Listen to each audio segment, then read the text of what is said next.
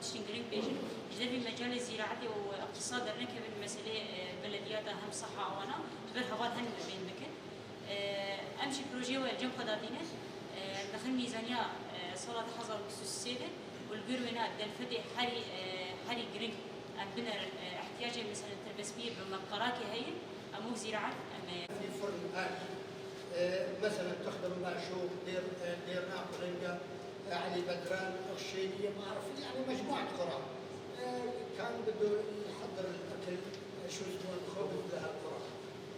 في منشآت اقتصادية كثيرة بس المشكلة إنه بدها يعني أيدي عاملة من قبل الشعب. لازم يكون في دعم من عند الشعب، يعني في عندهم جهد وفي عندهم نفسية على العمل. مثلا الفروج صاير غالي أسعاره، المنطقة كلها يعني أقصى منها متاجر ما متاجر، فلو كان في متاجر يعني كان بده يخدم المنطقة كلها.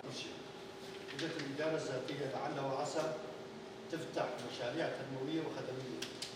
المنطقة الشرقية بشكل عام وخاصة المنطقة القحطانية بحاجة إلى ملاجم ومطاحن وعدة مشاريع.